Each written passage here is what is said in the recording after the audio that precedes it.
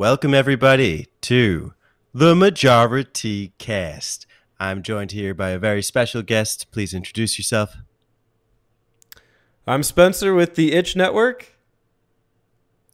Itch Network, more like Rich Network. That's right. Rich because of this community. We got this beautiful community going on. Mm-hmm. The finest, if I do say so myself. And you do yourself the favor to go check out the Itch Network podcast. It's one of my favorite podcasts to go listen to. I enjoy the structure and how everything's broken down and the unique personalities behind it. So go take a moment, find your way to the description below, and hit that link and drop a sub. Yeah. You'll get gaming news, gaming reviews, all in one sitting. One very long, sometimes very painful sitting. So enjoy. We also do it on Twitch, by the way. We do it live on Twitch. So if you like Twitch stuff, we'll be there every Thursday at 7 p.m. I've also seen you on the Apple Podcasts. Is that correct? We probably have something on there from a long time ago. We stopped uploading to podcast stuff just because it became a hassle. What's that like, uploading to a podcasting app? It's not hard. You just have to upload it to one of those. Eric's our guy for it, but one of those things. It's got a name for it, but anyway, upload to one of those as an MP3 file, and that's pretty much it. It's just that we weren't getting. It's not like we were getting a ton of traffic, and we just kind of said it's like one more thing to do every time, and it kind of fell by the wayside. But you're one of a billion gaming podcasts out there, so it's like whatever. Really? Because I feel like there's a shortage of very themed gaming podcasts as opposed to gaming YouTube channels. Themed. Like very specific kind of gaming channel, you're thinking? Yeah, there's like one I'm thinking. It's called The Button Mappers. I don't know if you've heard of them. My goodness. Button Mappers. Don't get me started. That's the pinnacle, baby. That's the dream. My favorite is when they map out a game. That's the favorite. Oh, there was one really good map out they did. It was for a game that not a lot of people liked, but I think if I remember, it was like some would call it Banjo 3E. Banjo 3E. The internet would call it that. I just want to make that clear that the internet called it that. I was just reading from what I heard. It was a great game featuring Yuka Brown. It's very that map out. I'm so shocked that that's the one that we got out there. Probably took us 3 hours to get through that whole thing. We strived for that one, but I'm glad it came out at all. First off, and the way it did. Yes. So. But yeah, guys, those of you listening, check out the Button Mappers. We put a lot of good work in there, and even Spencer's been featured a couple times. But Spencer's also like the gift that keeps on giving, because I keep finding sound bites every time that he does a podcast with us and rehashing them in our videos. So, thank you, Spencer, for that. I like that I'm a soundbite now in the videos I'm not on. It feels like I'm part of the family, so it's very nice. Yeah. Wow. With that being said, we do have a very specific thematic topic to cover today. It is with relation to Pokemon, and I highly suggest going to the Button Mappers because we are going to have a future map out on a Pokemon game. And our discussion is kind of framed around one of those ideas. And I actually heard Spencer say this in his January 9th podcast, where he was saying that going back and playing the first generation of Pokemon, this isn't a direct quote. I can't remember exactly what you said, but you said that it was almost jarring to an extent to go back and play them after having finished Pokemon Sword and Shield. Yeah, they're two different games from almost every. It's weird because they're two very, very different games from a lot of angles, and still, if this makes sense, don't feel like they've evolved at all. Yeah, and does that make sense? It does, because Alex was saying this in one of our videos. It's either the Game Talk or the one that's going to come out Monday, where he was saying that in over the course of 8 generations, not a lot has really changed. And even though a lot has changed, the formula is very similar. And I think if you Yes. look back, there's definitely pros to some of the changes that I mean are very welcome in the modern era, and others, that haven't kept up as well as some in the original game. I totally agree. I totally agree. Can we establish? I don't know. Should we establish that we have a bias, or if we have a bias early on, or what's your take? Well, how do you feel you are biased towards any of the Pokemon games? Okay. Well, it should be noted, and I think you might be in the similar boat here, but I kind of Pokemon Red, Blue, and Yellow were kind of a coming of age for me. They were at a early time in my development where I was getting into video games, and they hold a very, very strong place in my heart.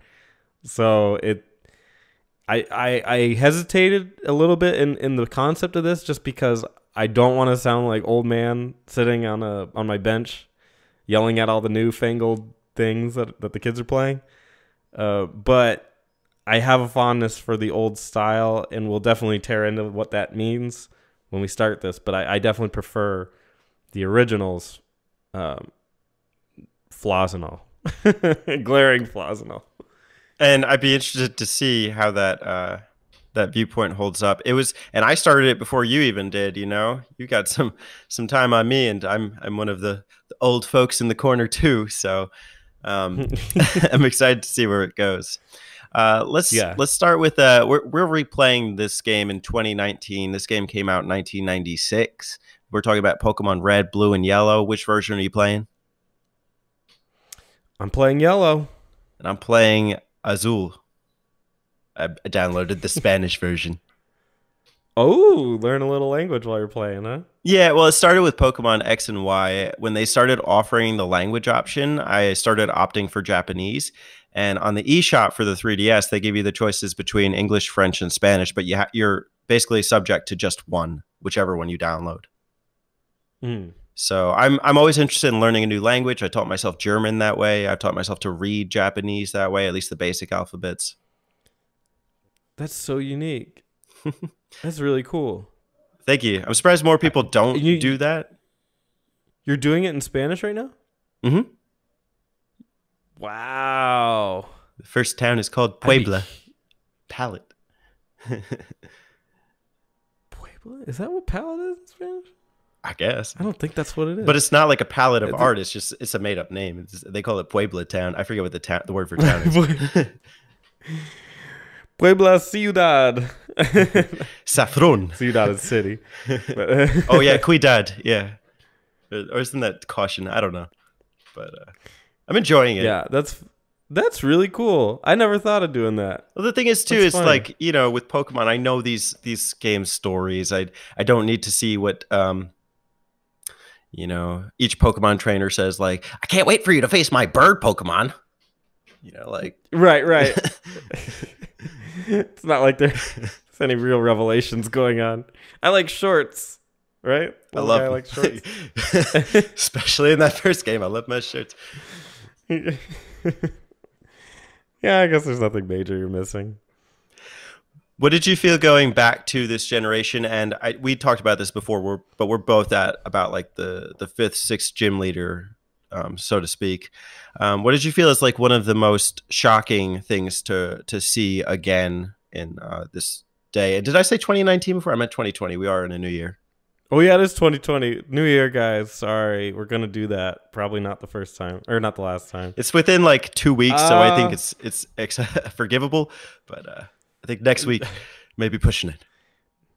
Next week we better be on our toes, no doubt. Mm-hmm. Geez, there's a lot of things. This is a random one. This is not the most shocking, but I thought I could have swore that you could pull up an item from your inventory with just the select button, but you cannot. Because I thought you could,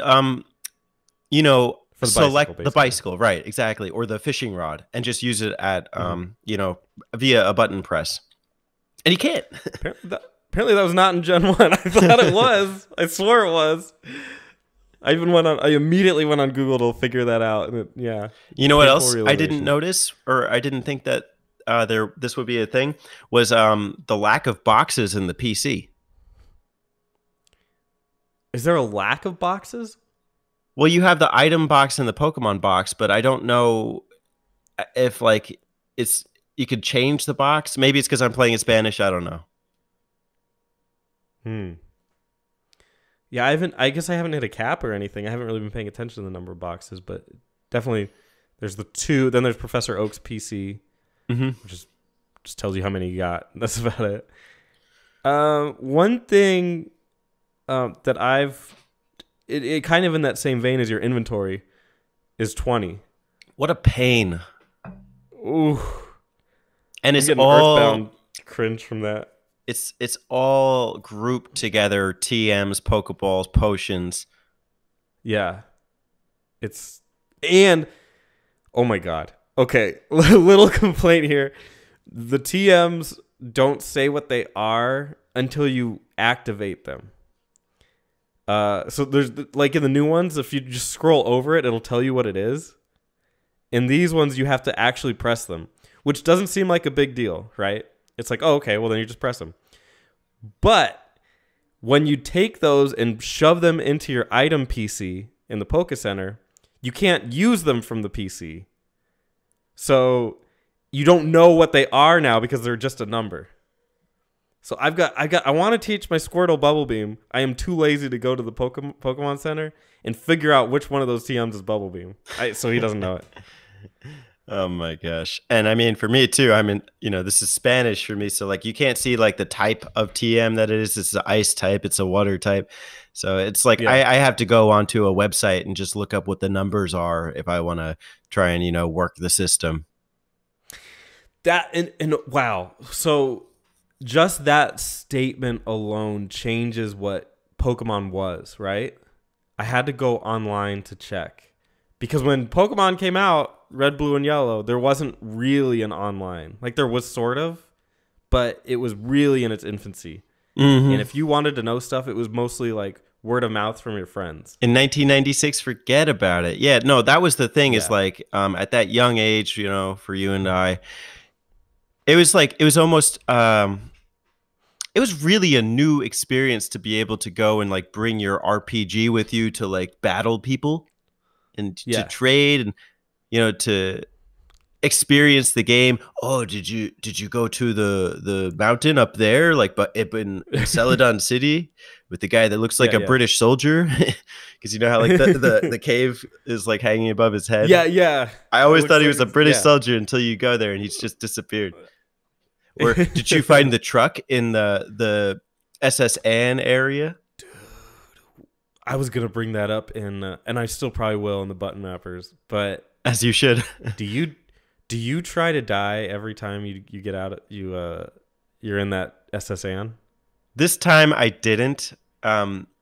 I used to always die. Yeah, on purpose, obviously. Yeah, but because we're older and we're just kind of charging through the game, I didn't really care. I know it's not there. I know there's no Mew under that truck. That was the myth. They used to say that there was a Mew under the truck, and then if you pushed it with strength, that you would get the Mew. Spoiler alert. But you can go hang out. That's what the internet was for back then. Mm-hmm. That's what the internet did back then. Was it lied to you? Now it's just full of truth. Mm-hmm. See how times change. One cool way to work the system in Cerulean City was on the Nugget Road with the trainers. If you just kept dying at the last trainer, he would keep giving you a nugget, and you could keep selling it for 5,000 gold. So you could just— Are you serious? You could farm for nuggets in Cerulean City. Oh, so he hands you a nugget, and then if he beats you, you just respawn at the Poke Center, and you could just keep doing that and stocking up. So you just get like a Rattata or something, and just get wiped out every time. Yeah, just put all your guys in the box. Wow, that's crafty. Mm-hmm. I didn't think of that. See, that's what like games nowadays are missing, are these little cheap tricks, Yeah. Well, now they're just so easy that you don't need them. I mean, I guess, and that's something we should definitely talk about with Pokemon, but it's not hard, but it also isn't given to you Mm-hmm. in the classic one. Mm. But yeah, it definitely there's a lot of old charm to this game that again, good or bad, it's you can't hate it at this point. You just appreciate it. Like, oh, that's cute. Yeah. It's rough. It's rough around the edges because you think about like the Pokemon Sword and Shield, and they are very streamlined, and they do have a lot of cool TMs, and you can get different types of Pokeballs, and organize them, as you see fit. And in general, I do like the inventory system, but at the Oh yeah. same time, you are missing some of that cognitive challenge. Like, how much stuff should I put away in my PC box before I go into the rock cave? Like, how many items am I going to find? I don't know. Yeah. I think the only glaring issue, or at least the one that first comes to mind, maybe there's more than this, but the one that's immediately coming to mind that's like a kind of a problem is the stat issue with psychics. That's one. I think that's like the only one where it's like, whoa, somebody dropped the ball on that one. I'm trying to play with not using psychics, and it's very tempting to grab myself a Kadabra and just start blasting people. But Well, I opted towards Hypno. Oh, well, okay. There's some workarounds, and it's not perfect. You just have to know, like, Alakazam, because he's a pain in the ass, has a very low defense stat. So you need something with, a high attack and a high special. I love my Snorlax in that game. You can catch two of them. And one of the ways that I'm planning on finagling it this time is I'm putting both Snorlaxes in my party, and I'm making one a physical attacker with Body Slam and maybe Earthquake, and the second a special attacker that uses Amnesia to boost the special stat. So that to me is the other glaring issue, is the special stat, because special accounts for special attack and special defense. Right. So because Alakazam has such a high special, both of its stats are ridiculously high. Yeah. That guy's a joke. Oh my god. But could you imagine a Snorlax that uses Amnesia to boost its special attack to max in 3 turns, then uses Rest to recover all of its HP, then uses Flamethrower, Ice Beam, Thunderbolt, whatever you want in like whatever combination? To me, Snorlax is the GOAT right now. Like, I'm looking forward to that. Well, the other reason that the psychics are out of control, I mean, the special stat works, but is the counters to them, of which there are none. Really are none. There are 0. The only super effective in this gen, I was looking at a type matchup earlier, was Bug. And the highest power Bug move, it does 50 damage. It's like Twin Needle from a Beedrill. It's really... Yeah, Beedrill is the only weapon against Alakazam. And he fades off after, what, level 20? Mm-hmm. Like, he's worthless. Yeah, I mean, even so a Psychic type would destroy Beedrill, like, in a hit. Yeah. There's no counter to him, and it's the urge to pick him up is there. I'm just like, just try to be, like, not lame, and just get through it with other Pokemon. It's crazy because you think that the Ghost types are... Because I know in future generations, Ghost is super effective to Psychic. There's one Ghost move, and it's the same thing with Dragon in this game.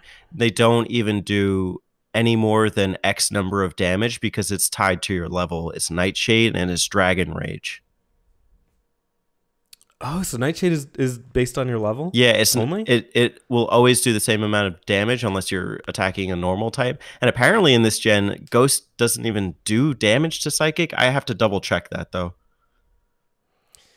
Which is weird because in the cartoons they were the counter. Mm-hmm.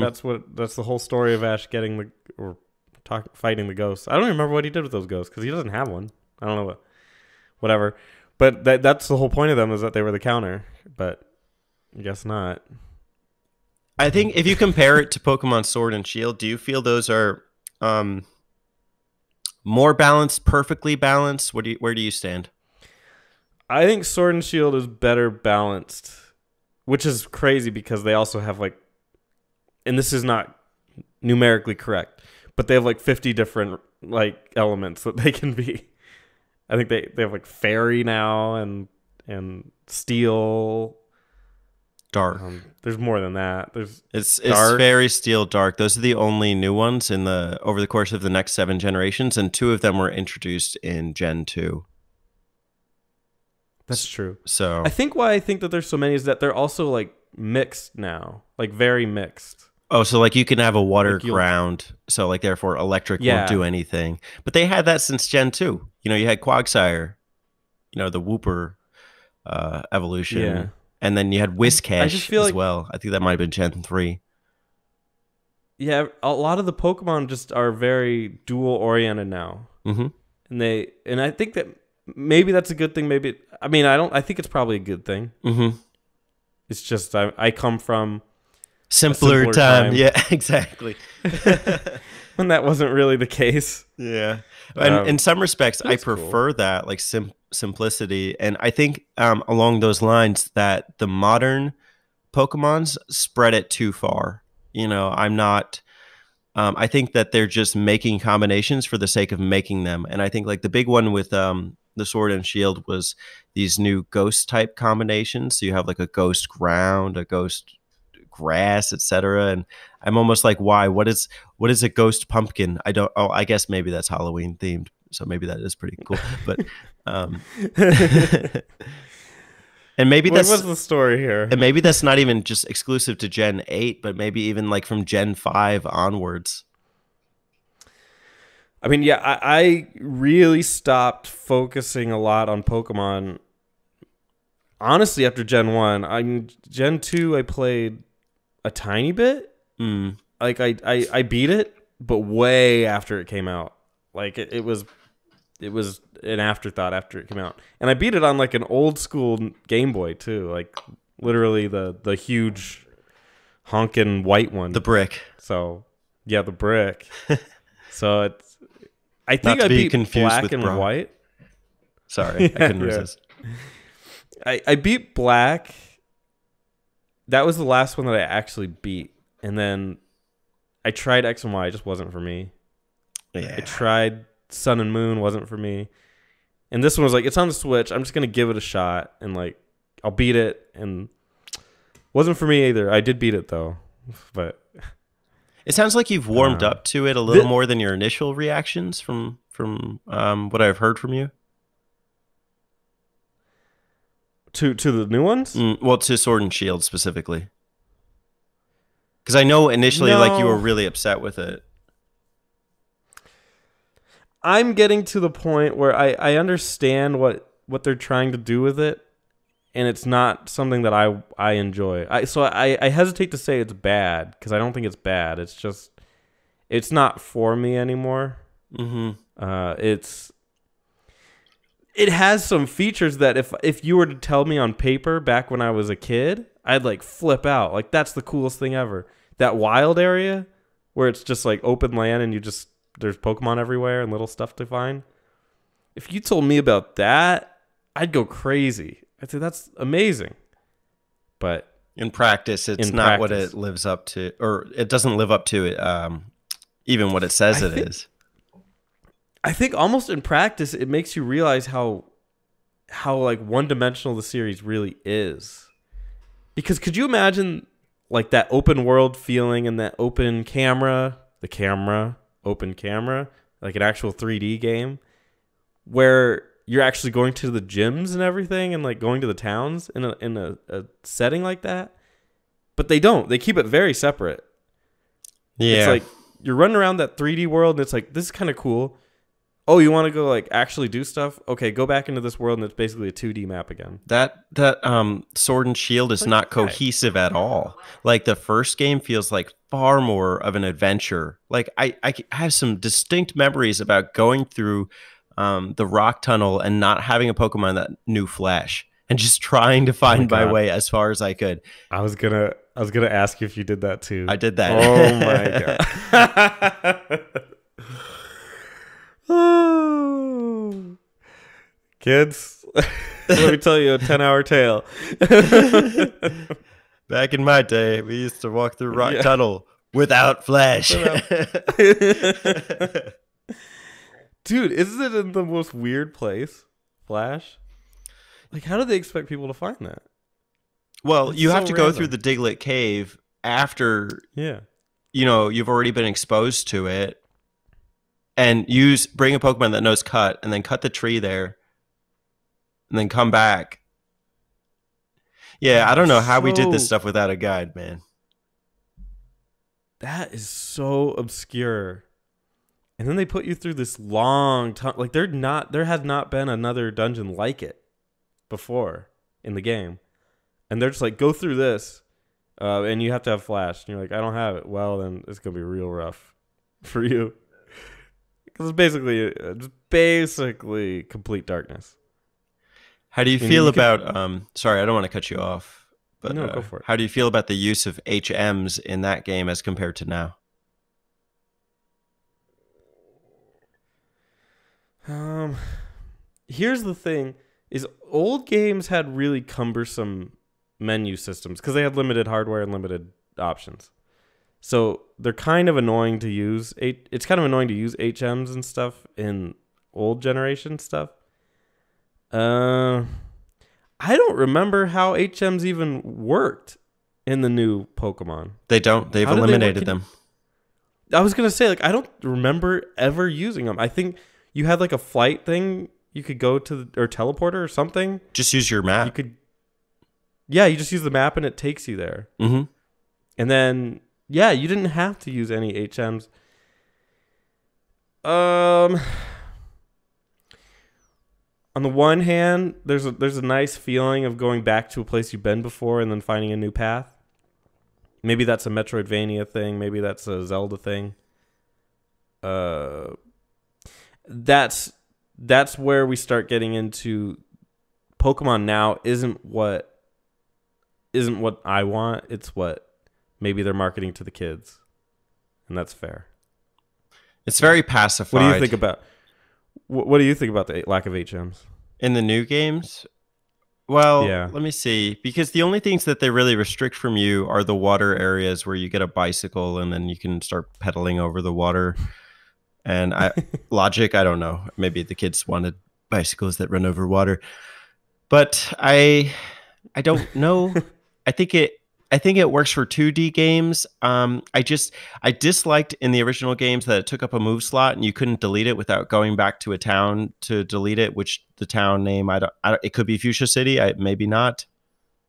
I don't know. I don't much care. I'm just trying to like get through the game at this point. But half of the HMs are useful and half of them are not. Like, why have cut on anything? Strength is decent. Surf is probably one of the best water moves in the game, so that was a nice Fly's good. addition. Fly is good. You can do better, but it is one of the stronger flying moves. So, and I guess I like that it's limited to 5. In like the next game, I think they increased it to 8, which was really pushing it. For gold and silver, you had like waterfall and whirlpool and maybe something else. So, I like you had said, I hadn't even thought about the Metroid element about like locking off areas, but it makes sense. And I mean, we have come a long way, but I think the permanence of HMs makes them a lot more interesting, as compared to the TMs, which would disappear after use. Now in the games, the TMs stay for the whole game, which on one hand is awesome, but on the other, it takes away some of that challenge about like your experience with that one game. It's more so just catered to making it like, very pick up and play friendly. Yeah. Yeah, I think that the new games are really focused on having you enjoy your Pokemon. Like having you enjoy that they're there and that they exist and they're your friends. A nice candlelight curry with Poliwag. Yeah. Yeah, I think there's this weird emphasis on that and I get that from a certain point of view, but it's not what I want Pokemon for.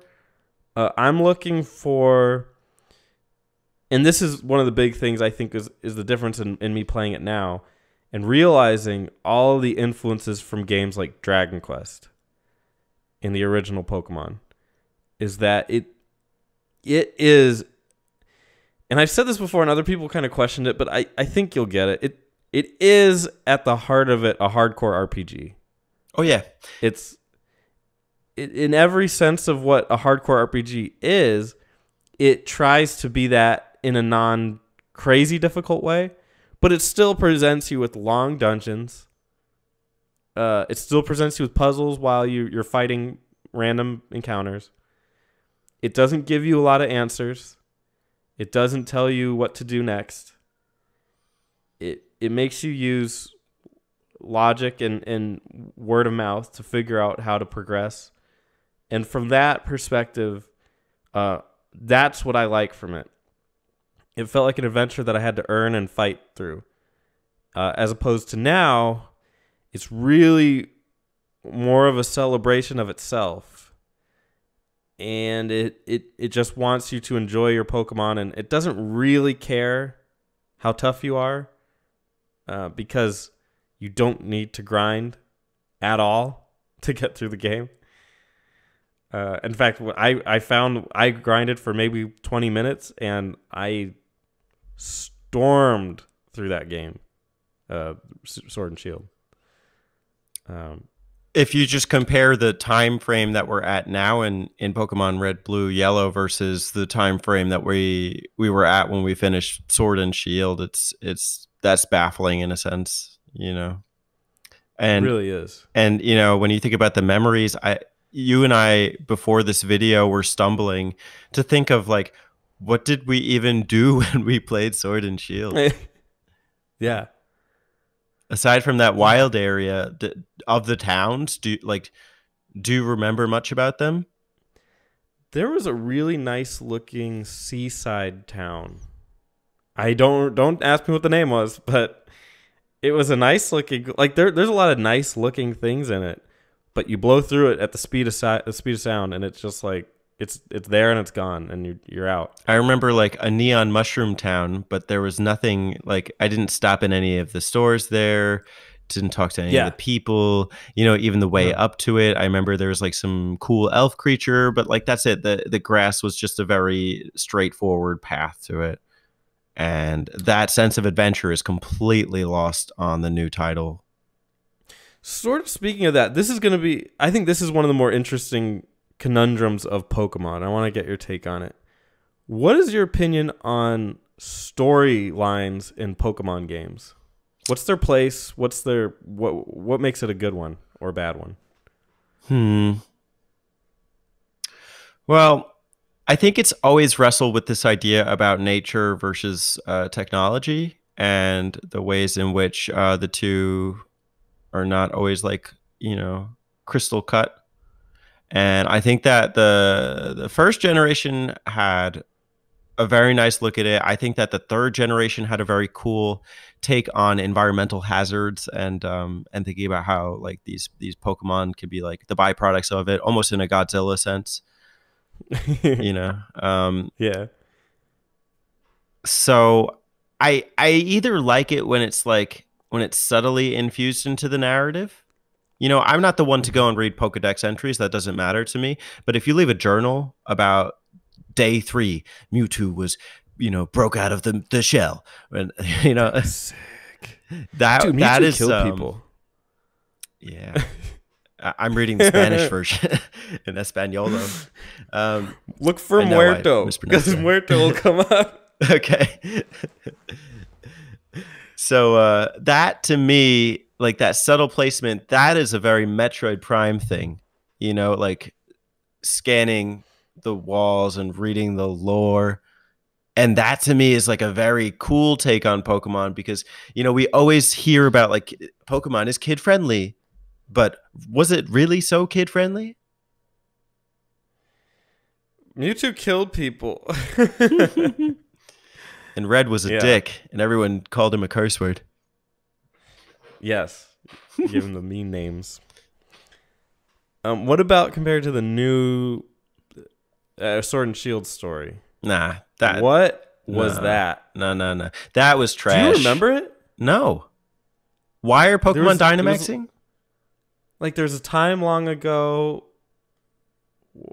when something bad happened, and the Sword and Shield fought them off, and now they're Pokemon and Dynamaxing. Here's the thing. It's a rival story. You've got 4 rivals that say they'd be honored to fight you. You know, you have Marnie and what's the guy's name? The really annoying one? Finn or something? And his brother. And then there's like this weird gothic psychic type user. They're all very one-dimensional. Yeah, yeah. And I think that the Sword and Shield narrative suffered because of that, because there was no depth whatsoever. They just tacked on something about ancient Pokemon that was completely irrelevant. Versus the unknown in Gen 2, there was like, you know, these ruins with, you know, creatures that like all differed from each other in the lettering. And I think the idea that maybe they inspired an alphabet of sorts for Pokemon is interesting. I don't know the lore to that, but yeah. Oh, and I think, dude, Lavender Town in Gen 1, the Marowak, the mother Marowak that passed away, and then when you try and catch it and you can't catch it, that shit's deep. That was awesome. Yeah. So simple.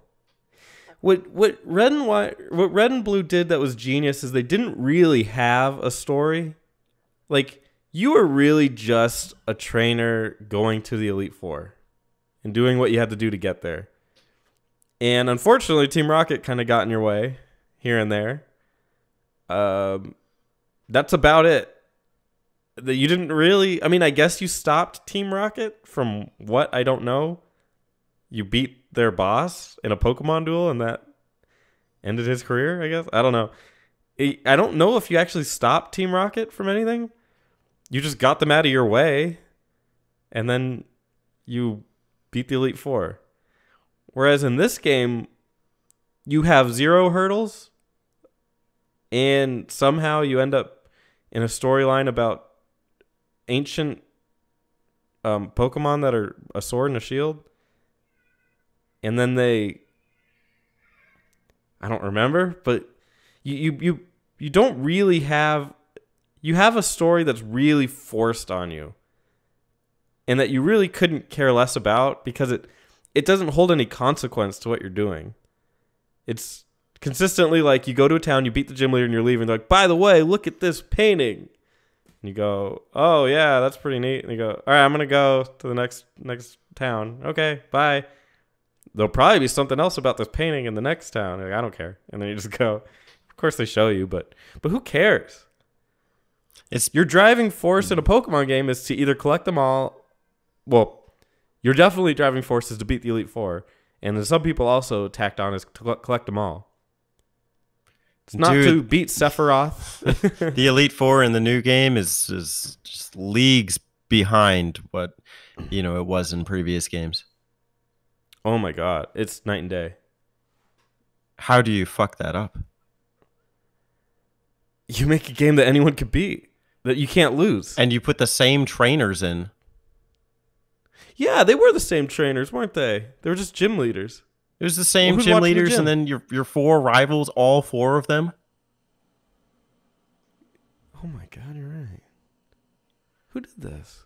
An idiot at Nintendo. I hate to throw shade, but it's part of the reason I have no interest in the expansion pass, because it's not like I remember anything from the core game that was like, yo, that was so cool. I mean, I could only imagine, like fighting vampires in the I don't know. Like some games make me want to like get to that DLC. That Pokemon Sword and Shield is not one of them. So in an effort to not sound like just a curmudgeon who's mad about the way Pokemon has evolved, how would you have evolved Pokemon from Red and Blue? To Gen 8, like over the course of that time? Yeah, to now. Like the goal for what it could be for now. If we just somehow forgot that X and Y existed and forgot all the other in between that. Because I think it would be great if it evolved as an adventure game. And instead of all like the nuances, it actually made it harder to get through. And maybe the HMs were just like skills you could learn as a trainer.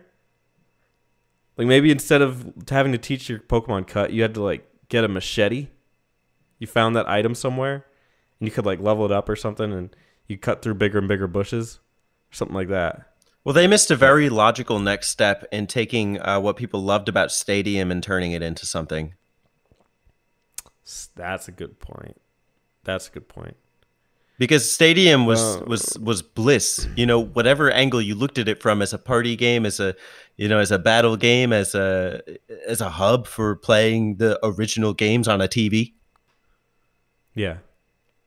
And I think what you were saying before about like that 3D adventure between the gym stadiums and the open world, that was pretty much what it could have turned into, and it didn't. You know, the ones that they did on the GameCube. That's what all the hints were, right? Like, I think it so. all seemed like it was revolving around that idea of like, by the way, at some point there's going to be a 3D Pokemon game, and that's what everyone was gearing up for. And it's like Pokemon Snap. I'm like, oh, okay, I'll play it. It's not what we wanted, but it's cool. Hey, you, and they're like the Pikachu. Yeah, is that a 3D Pokemon game? But kinda, no, not really.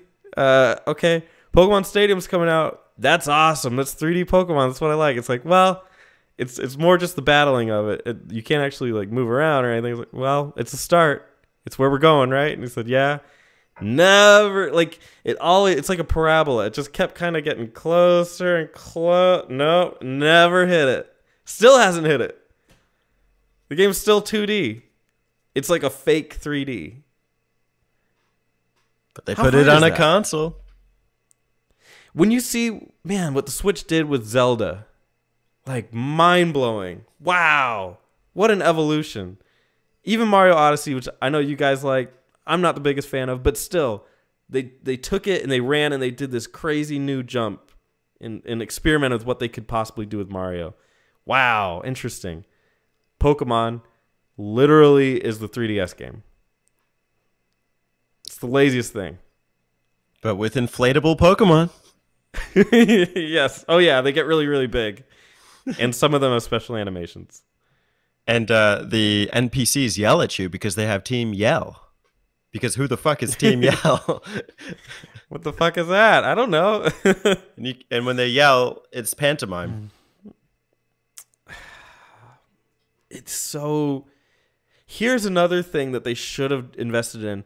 Remember, you know this game better than anybody.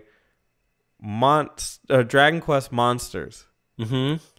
And I don't know if this was in the Game Boy Color version, but in the DS version, when they leveled up, you could pick how they would level up. Like, you could pick, like, do you want to increase a stat? Do you want to learn a new move?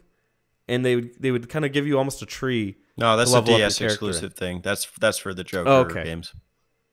Yeah. Dude, that is like a new level of greatness. That's an answer to your question. I think you have a very crystal clear idea about a way that the Pokemon formula could work with the modern video game era. And it is really by following that skill tree. Like, I was listening to your podcast, and, you know, when JD had said that Skyrim really paved the way for RPGs that follow, there are many games that do that have that very like skill tree-esque formula, and almost to a point where I hate it because it's in everything. And I'm just getting tired of skill trees, but I think that maybe that would benefit Pokemon in some meaningful way. And it would make sense with the reduced number of Pokemon, at least make them develop in new ways. Exactly. Cut the Pokemon in half. I don't need a frying pan Pokemon. I don't know if that exists, but I don't need an ice cream cone. I don't need all this crap. Nobody even cares. You know who the icon of Pokemon is still after 20 years? It's Pikachu. People care about Pikachu. I was going to say Metapod. Oh, fair.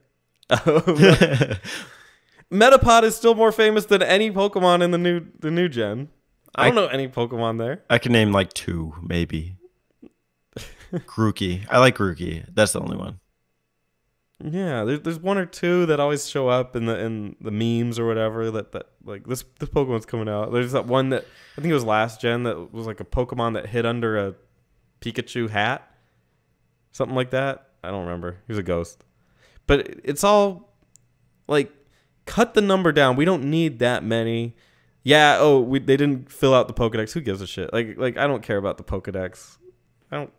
If your goal is to collect 1,000 Pokemon, like, maybe you should should rethink your priorities. I don't think there are that crazy. many people. I think people just get raged over it, which, and what I'm hearing you say is even where I'm standing too. I don't really care that they cut down the number of Pokemon to 450. You know, it doesn't bother me. Yeah. I'm But only collecting prioritize, 6. you know? Yeah, really. Shit, I'm playing a game with the Magikarp. So I can make a famous YouTube video. Can you beat Pokemon Sword and Shield with the Magikarp? Nope. Nah. But I don't know. If I had that power in my hands, how would I do a new Pokemon? I think it would just be by taking a step back, because I think maybe they're pushing it too far with like the number of Pokemons they're doing, and they're not really sitting down and thinking about it. Like, I think they need to space it out more. I know it's like the Switch is 3 years in, and maybe they felt pressured, you know, to get another first party game out there. So they were like, let's get a Sword and Shield. Maybe that's a cool concept. But maybe, you know, making them thematic, you know, getting people excited. It's the same problem with Star Fox. You know, people are not excited about Star Fox with motion controls or, you know, narrative or whatever. I don't know. But I think if they can really think about, you know, some meaningful Pokemon game, like if, like, say you're in do you know the series The Golden Compass? It's a book series. They made a movie out of it. I know of it. I've never So experienced it in that series, I think the main character experiences like a near life death experience, and she ends up in this realm where it's like you can see spirits. What if there's like a spirit realm for Pokemon, and like that was the setting or something? Or I don't know, like maybe even thinking Wind Waker, you know, what if you were actually sailing in the 3D open environment and it was only water Pokemon or something? That'd be interesting. Something And exciting. You fought like electric Pokemon in the skies. That too. You got scared. Yeah. Yeah, I mean, the way they took Zelda was perfect. It was very clear they wanted to do something great. They wanted to expand the series, wanted to evolve it. They stripped away the tutorials. They stripped away, I mean, there's some, but, you know, a lot of that game is really open-ended. They stripped away the hand-holding. The story is almost non-existent. It's basically your experience playing through it. Pokemon Sword and Shield is the laziest way they could have made that game. And it shows in just about every possible aspect. What do you think? This is one that might be a little bit controversial, but what do you think about the concept of experience share? In the original versus in the new game? Yeah. I mean, obviously it existed in the original to an extent. You split up the points. 6 ways. Yeah, not the easiest to handle. Whereas the new one, it's given to you immediately, right? It's pretty much out of the gate. You have it. And every single Pokemon gets the same amount of XP, and even when you catch them, you're getting XP. Yeah. Well, to be honest, if I had to play that Pokemon Sword and Shield game without that thing, I think it would have been a huge drag, because there's nothing exciting in the adventure in that game. So I don't actually mind that they edited it, because they made the rest of the core game so uninteresting. Boring. Yeah.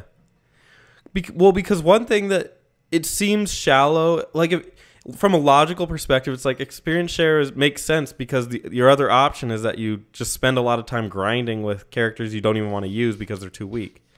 But it's that experience grinding with them and watching them grow and being so focused on making them grow that gives you that connection to the Pokemon.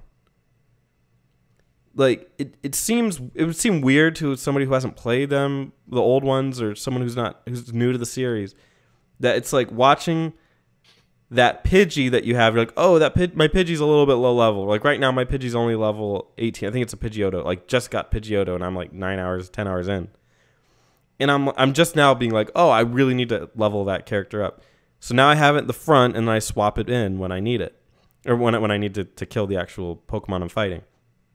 But There's it's nothing that. like taking that level 5 Magikarp that you purchased on the way to the Moon Tunnel and putting it at the front of the party and then switching it out every battle until approximately like Celadon City when it hits level 20 Yeah. and it can finally learn Rage as a Gyarados. Dude, there's nothing like it. Like that, watching them grow like that is how you, that is nurturing your Pokemon. That is the growing them up and experiencing a Bulbasaur turning to an Ivysaur, turning into a Venusaur. Like I remember when you were just a Bulbasaur. Like that's so cool. Now on Pokemon Sword and Shield, it's experience all. It's like, oh wait, I've got a Grimer now, or I've got a Gyarados. Because I did the Magikarp thing. It's like, oh, I got a Gyarados now. Cool. Didn't pull him out. I never once used him. I have no connection to that. It's very cold. What's the longest amount of time that you played Pokemon Sword and Shield for at any given time before like doing something else? I think it was a bunch of 2-hour spurts. Versus Pokemon Red, Blue, and Yellow. Dude, oh my God. Red, Blue, and Yellow. When I first got, because I started with Pokemon Blue when I was a kid, and I would put in a battery pack and it would die. That's how long I played. I played till the battery was dead. Absolutely. I still do. I just today, man, like I played the entire day. Like I didn't start the game last night, but I started playing last night. I woke up, first thing I do, I'm playing the game. I don't even want to eat. It's disgustingly addicting, you know? Yeah, And yeah. I played so much today. It's a great game. And maybe it's because I know it too well or something, but it's just a very rewarding experience. Absolutely. And what makes it rewarding, one of the things that makes it rewarding is the challenge. The challenge in everything, in leveling them up, in the dungeons, in figuring out what to do next.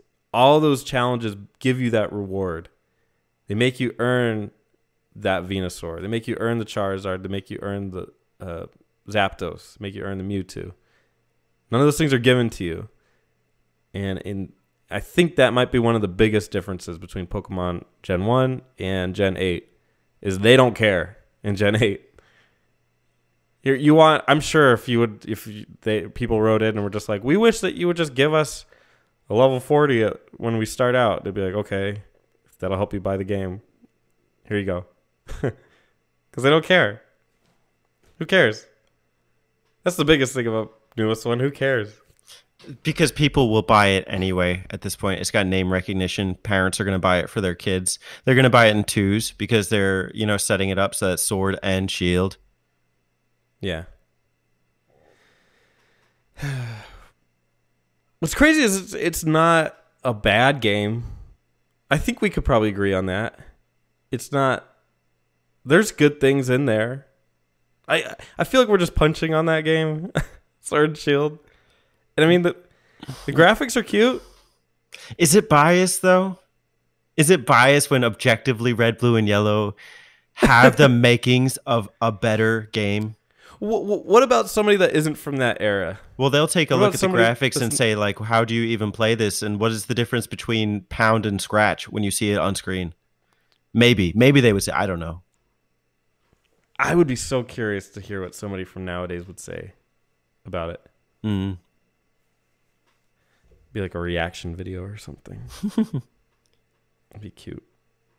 Well, I mean, I don't want to say so much about like my job or whatever, but like I know kids who are like, 10 or so years younger than me. And, they know of like the first generation games. And sometimes it's not even just them playing, but them watching. Like, what was that stream that happened like within the last 5 years where people were like putting the commands in on Twitch and then it was making Twitch the character. Pokemon? Yeah. Dude, that was the funniest stream ever. That was awesome. I guess maybe Pokemon Red and Blue is still a thing. Maybe it is. Well, the new generation gets the thing for the new generation is coding, to get into like a coding field.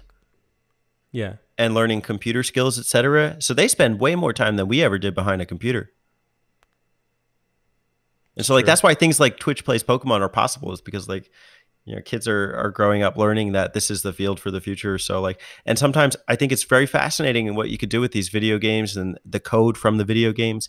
Like even the fact that people, and I know you and I don't much care for it, but that people do code games for the Atari and some of these older consoles is really outstanding. Oh, that's cool. I Like bet you you could they make make a some good homebrew shit. game. I bet too. Yeah. Because back then people made shitty games anyway. Like who cares? But the new kids with new stuff, they're like, oh no, we like Zelda, so let's make a Zelda style game. They'll make a good one. They won't make E.T. It's the kids who pursue it though, because like they get the experience in high school, but not all of them go into it in college. But it's it is a field for the future. Yeah. I'm trying to think of redeeming qualities of Pokemon Sword and Shield, because there have to be some. It wasn't. I don't want to say it was a miserable experience. I think it was just a blasé one. I liked the idea of the setting. I don't know. I thought it was Scottish or Irish or something, because like there's a theme where you're like going through the wilds and you hear bagpipes. I couldn't find it on the OST, but when the first time I heard that, I was like, "This is cool." But I guess it's England. Got good music. To an extent. I would. I don't know. Some of it's very plain. The battle theme. Dun dun dun dun dun dun dun. It almost hurts. Okay. I liked the gym theme. The Dynamax theme is awesome. Yeah, the stadium themes were cool. So I think it's a very mixed soundtrack. Yeah, you're probably right. Those stand out now that you're like, think about the other songs. I'm like, I don't think anything of the other songs. Yeah. Yeah, maybe there wasn't a lot great about this game. I don't know. Yeah, Dynamaxing just it has like the word gimmick written all over it. Like it's just like a total gimmick. It's not even a thing, really. Maybe there's nothing. I just, that feels so cold to me, because I didn't hate playing it. Did you hate playing it? No. I made it through. Like that's something. If I hate a game, I usually don't make it all the way through, except for Kingdom Hearts 3, but that's another story. But it just didn't. If Pokemon Sword and Shield were the first Pokemon game for me, I don't think I would play another one. But Pokemon Red and Blue were, and at that point you're like, we got another Pokemon game coming out. Sign me up. I'm all for it. More of this. So. I think Nintendo may have gotten to a point in their lifespan where they're getting comfortable with some of their franchises. And it's interesting because you said that Mario and Zelda are pushing the boundaries, so I'm really happy that they still are and they're not exploiting that. But it sounds like this was an exploitation of the Pokemon fan base. 100%.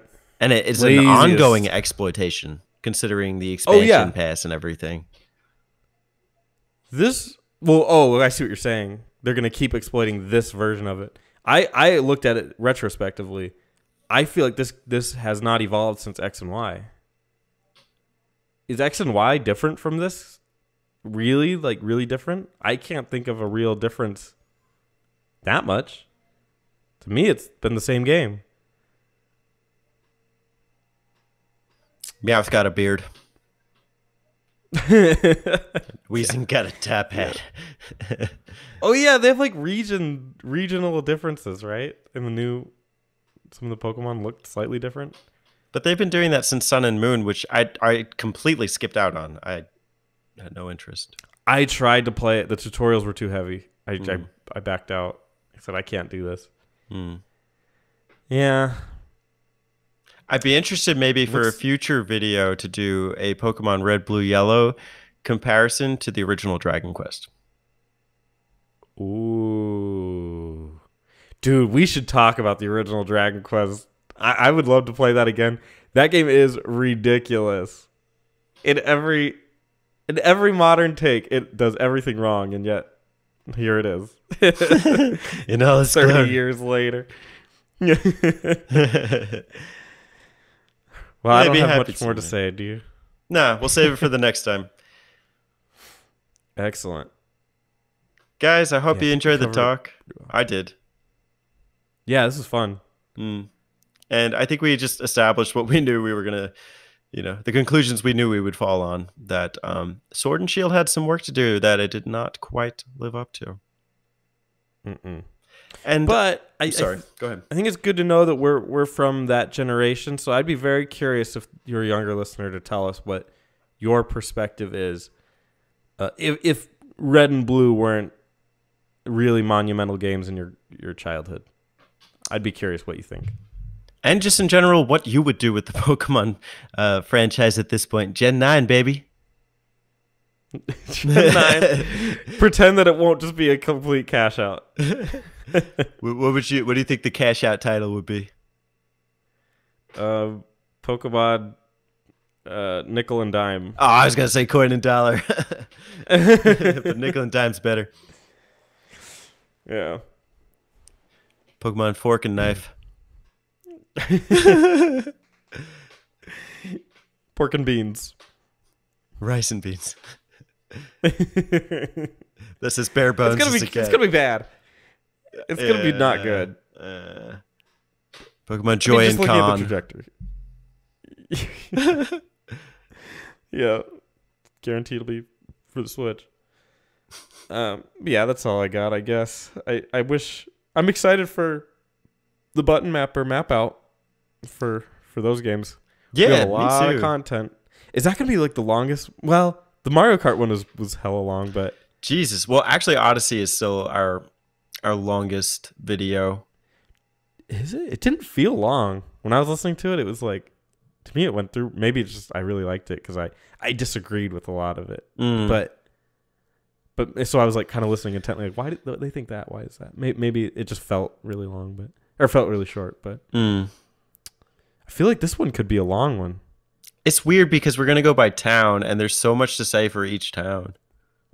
Well, especially with the memories that we have. Yeah, it's gonna be big. And comparing it, because I don't know how we can avoid it, but we got to compare it to the show, right? I guess. I mean, Yellow is attempting in a small way to retell the show a little bit. I mean, it's got some of the characters. Well, that's gonna be your job. I'm playing Blue. Oh, now I gotta go watch. I gotta go marathon the show now. You're the expert. That show's terrible. I don't want to watch it. You played this on yourself. Darn it! What did I sign myself up for? All right, A map out. In any case, yeah. I guess this is it then. This has been a great show. Spencer, thanks for joining me. Thank you, Teddy. Anytime. And guys, be sure to check him out at the Itch Network. He does great things. Bye, guys. See ya.